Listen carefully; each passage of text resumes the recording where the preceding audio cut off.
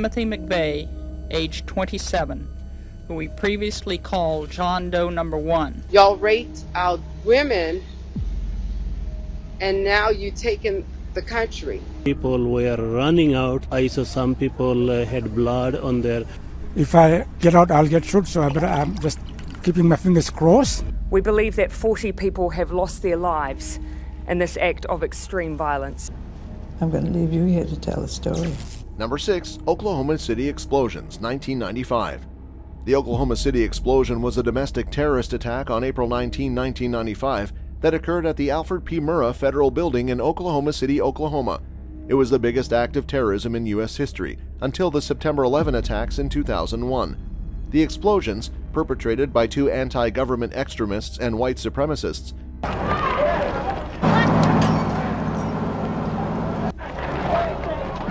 They've got a hot spice. Get them back! Timothy McVeigh and Terry Nichols, took the life of 168 people, injured 680, and destroyed more than 1/3 of the building, which had to be demolished. The blast destroyed or damaged 324 other buildings within a 16-block radius, shattered glass in 258 buildings, and destroyed 86 cars. The estimated cost of damage was $652 million. Within 90 minutes of the explosion, McVeigh was stopped by Oklahoma Highway Patrolman Charlie Hanger for driving without a license plate and arrested for illegal weapons possession. Forensic evidence quickly linked McVeigh and Nichols to the attack. Nichols was arrested, and within days, both were charged. Michael and Lori Fortier were later identified as accomplices. McVeigh had detonated a Ryder rental truck full of explosives he parked in front of the building, while Nichols had assisted with the explosives preparation. Motivated by his dislike for the U.S. federal government and unhappy about its handling of the Ruby Ridge incident in 1992 and the Waco siege in 1993, McVeigh timed his attack to coincide with the second anniversary of the fire that ended the siege at the Branch Davidian compound in Waco, Texas. Timothy McVeigh, age 27, who we previously called John Doe number 1. My life has changed since the bombing. This is an interesting verdict. It means that the jury thought Terry Nichols had something to do with it. It's hard because just like McVeigh, but they weren't quite ready to pin a first-degree murder charge on him. The man with the light brown crew cut was arrested by local authorities. but all of us who were affected, he needs to see the pain. Or even less. It means Terry Nichols can get out of prison at some point.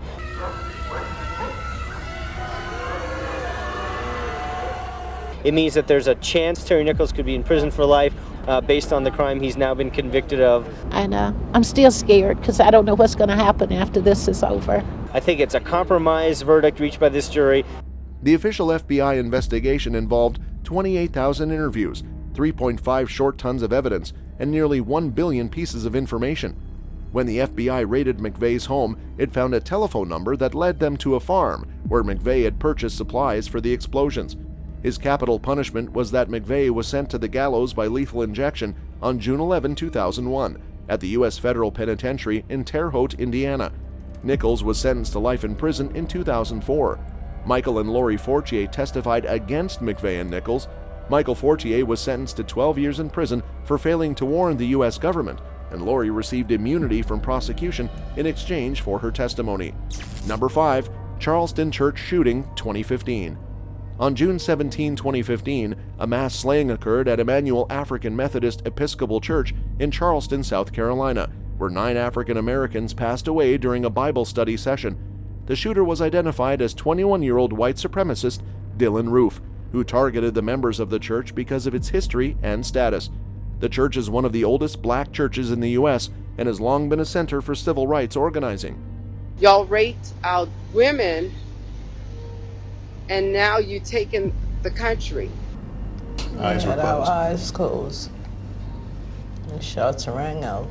He shot the pastor, he shot all the men in the church. Please come right away. I heard every shot. I heard every single shot. Well, I killed him. Well, I guess. This is a perpetrator who feels that his privileged position in... And I said no, and he said I'm not going to. He's still in here, I'm afraid he's still in here. Oh, no, I was worn out. We were just about to say the prayer to be released. He's a young 21-year-old white dude. Please, and we got some people very hurt, please. Did I shoot you yet? When he got to me, he could hear me praying, and he said, "Shut up. I'm going to leave you here to tell the story." The following morning, Roof was arrested in North Carolina. He was found to have espoused racial hatred in a manifesto published before the shooting, and a journal he wrote from jail afterward. The website contained photos of emblems associated with white supremacy, including the Confederate battle flag. Roof was charged with 33 federal hate crime and slaying charges and was found competent to stand trial. In December 2016, he was convicted of all charges, and on January 10, 2017, he was given capital punishment for those crimes. He was separately charged with 9 counts of slaying in the South Carolina state courts. In April 2017, Roof pleaded guilty to all 9 state charges and was sentenced to life imprisonment without the possibility of parole. Number 4. Christchurch Mosque Shootings, 2019.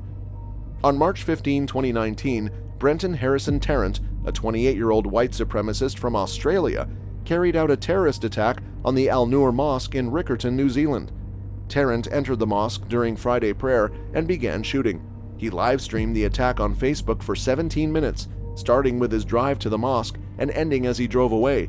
He played Remove Kebab, a Serb nationalist and anti-Muslim song, and the British Grenadiers, a traditional British military marching song, just before the shooting. Tarrant had planned to set the mosque on fire, as 4 modified petrol containers were later found in his car. Tarrant fired a shotgun 9 times toward the front entrance of the mosque, slaying a worshiper who greeted him with, "Hello, brother."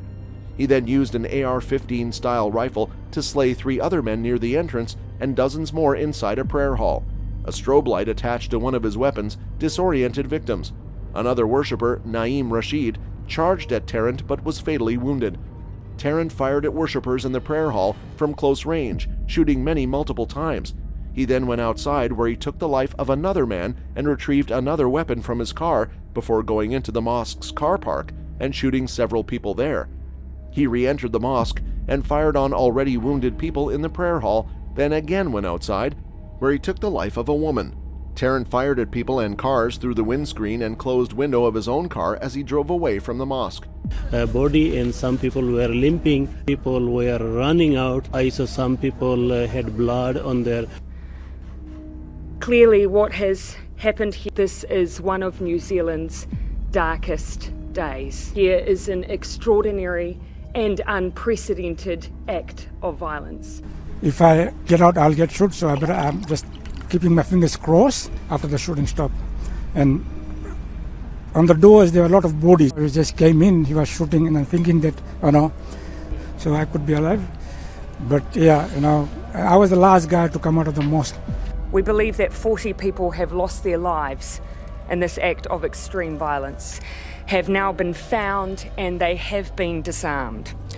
It is clear that this can now only be described as a terrorist attack. 2 explosive devices attached to suspects' vehicles.